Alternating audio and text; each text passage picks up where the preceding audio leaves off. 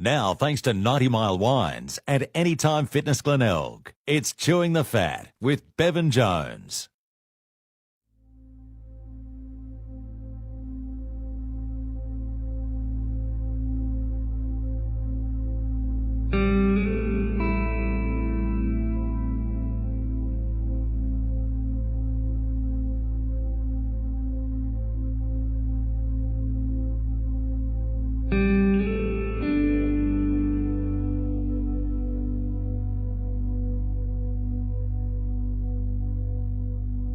Well, g'day and welcome to another edition of Chewing the Fat. Today we're down at the Eagles Footy Club. That's right, the Woodville West Torrens Eagles, the mighty Eagles, and we're joined by a man who's played 168 games for the Eagles, 20 games for the Adelaide Crows as well. That's Lukey Thompson. Lukey, great to have you on Chewing the Fat, mate. Cheers, Bevo. Thanks for having me, mate. You've done your research as well. I have. Always a pleasure. Let's talk about your footy career, mate. It started at Wangaratta, and how'd you end up in Adelaide? How did it all happen? So Wangaratta, just like very junior days, Auskick days, and then my family and me, I moved down the Great Ocean Road, actually, down sort of Geelong way, down to a little place called Port Campbell. So yeah, just played some football at Timboon, which probably no one has ever heard of before. Just sort of played all my junior footy there, and was lucky enough to play at the Geelong Falcons, and a bit of state footy here and there, and sort of got picked up from Adelaide Football Club in the end of '09 in the rookie draft. So I got picked up by Adelaide at pick 17 in the rookie draft, I reckon, from memory. From Geelong. So I moved over here and delisted at the end of 2014 and managed to work my way to 20 probably pretty average AFL games, but I got there and just come back to the Eagles in 2015, and obviously in the Sample mini draft in 2010 I got picked up by the Eagles, I've just been back here ever since and loving it, mate. And was there any thoughts of going back to play footy at Wangaratta again after you finished up your time with the Crows? Yeah, I've actually got some family still in Wangaratta, but probably all my cousins and stuff have actually moved out of Wangaratta, but I've got some, Nan and Pop and a few people in Wangaratta. So the people who I'd want to play footy with have probably all moved on. So my brother lives in Adelaide now, so, maybe at the end of my Sample days I might go have a kick with him somewhere. We'll see. He plays at Flinders Park, so there might be hope to go there one day. Yeah, they're going well. They're always pretty, I think they're up about Div 3, I think. Yeah, they're Div 3. I think a couple of the boys here, when they don't play for our resis, will go back there and have a kick around. So yeah, it's a good club. Kenners is the coach out there. He's a good fella, so I go out there whenever I can to watch my brother Scott. But it's a good club, mate. And let's talk about your career at the Crows. Those 20 games, it must have been pretty special, like playing at the highest level, with the Crows. Yeah, it was. I was lucky enough to play, one game I would have been stoked with. So, getting there at the end of '09, so first season in 2010 on the rookie list, sort of was just finding my feet, and played at the Eagles all that year. And 2011 I got lucky and got in the side and played, I think, like 10 or 11 games in a row in 2011.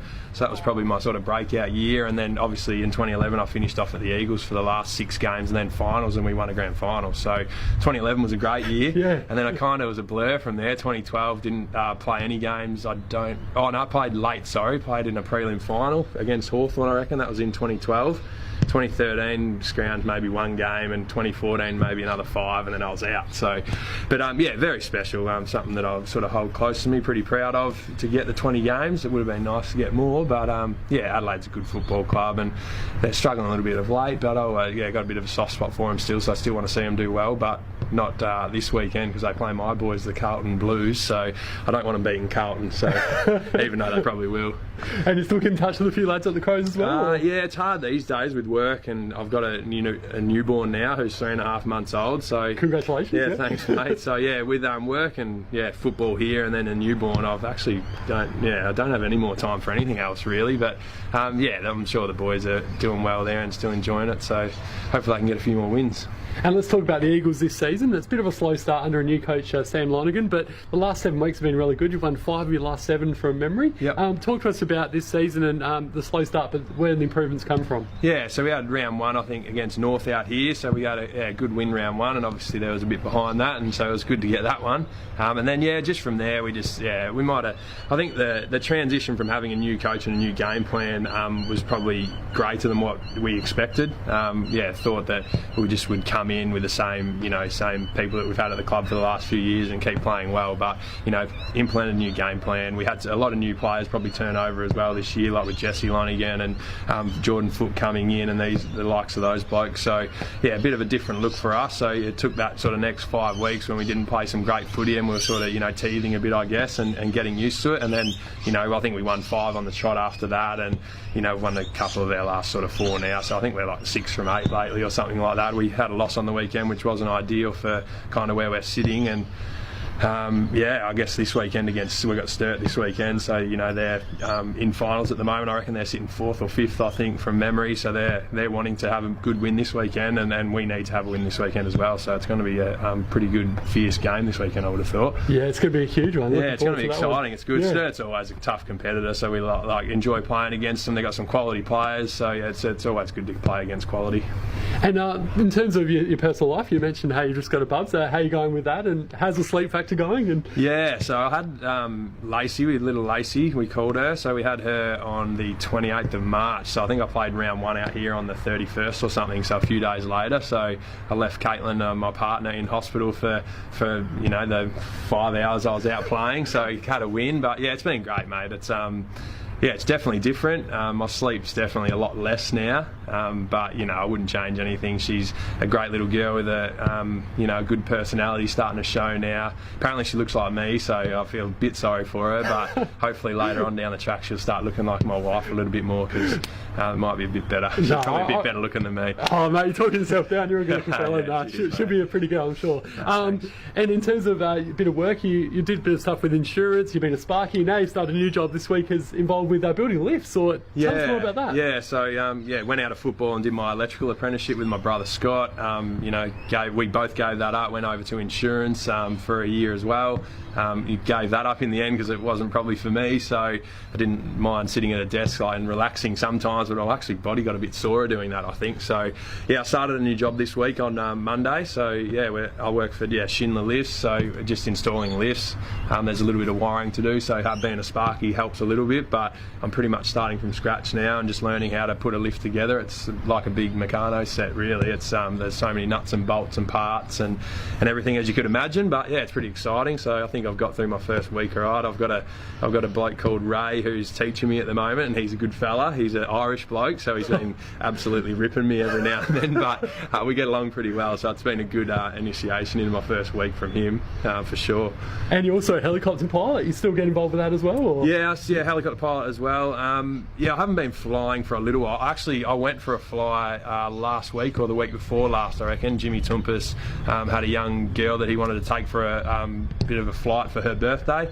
So me and my father, Barry, took Jimmy and Bianca, I'm pretty sure her name was. We took him out to Aldinga and actually took him for a flight. So it'd be interesting if you ever talk to Jimmy, because we actually went out there thinking Bianca might struggle a bit. I was like, I'd never met her, so I was like, she might not like flying too much. And Jimmy had been once before, but yeah, and he was a bit squeamish. And we got out there, and Jimmy actually looked really nervous, and Bianca was in the front loving it. So it was actually pretty funny. Jimmy was in the back with me, and I was like, Bianca's handling it really well, and he just looked really white, and he was starting to just worry a bit. But so I go every now and then, but don't get to do as much as probably what I like. No doubt he's going to cop it from the boys for that, and probably I haven't told too many yet, so hopefully they watch this and I can let a few of them know. But he got a little bit nervous, but I'm sure he enjoyed it. All right, well, we're going to do something which is new, and it's all thanks to 90 Mile Wines. We're going to do 90 seconds thanks to 90 Mile. So I'm going to go through and ask you a series of questions in 90 seconds. So here we go, Loki. Your favourite movie? Step Brothers. Good choice. Favourite food? KFC. Favourite drink? Other than a beer, probably raspberry, I reckon. Funniest teammate and why? Funniest teammate would be Joey Sinor, and probably just because I love how he puts sunscreen on even when it's muggy outside, or even when it's cloudy outside. Sorry, he still puts sunscreen on, so I love that. Teammate with the worst fashion sense? Wouldn't be James Boyd. He's always best dressed. Probably Ethan Haylock always comes in a bit of raggy clothes to training and stuff, so I'm not sure how his fashion sense is going. And you the sort of guy that has the no socks with shoes, or the socks? No, I wear socks. Yeah. Comfort, I reckon. Yeah, I don't know about those people. I'm not sure. Not sure. Favourite holiday destination? Probably where I got married, which is Port Douglas. Yeah. Yeah. Been much overseas or? No, I've been to America a little bit, but yeah, to keep in Australia, like Port Douglas, got married there, so my missus will love that. Good choice. And this year's Magarey and Brownlow medalist? Magarey medal, probably, I'm going to go an Eagles boy, Jordan Foote for Magarey. Brownlow medalist, I might go Paddy Dangerfield again. I reckon he's a chance. Yeah. 29 Premier in the AFL? That's a tough one at the moment. I'm going to go the Tigers. I reckon they're starting to come good, so I might jump on the Tigers. Yeah, I think you made a pretty good choice there. And finally, the most annoying teammate at the Eagles? Probably James Boyd. He's just a little annoying man that he just pops up everywhere. You just don't know. There's someone whacks you in the back, and sure enough, you turn around, it's Boydie. So definitely James Boyd. Lukey Thompson, it's been a pleasure, mate. Cheers, Bevo. Thank you so much. Mate. Thanks very much. Thanks to Ellis Gelios for filming for us, and thanks to our sponsors, End-Time Fitness, 90 Mile Wines as well, and you and the Eagles as well. It's been a pleasure. Awesome, mate. Anytime. See you next time. Cheers.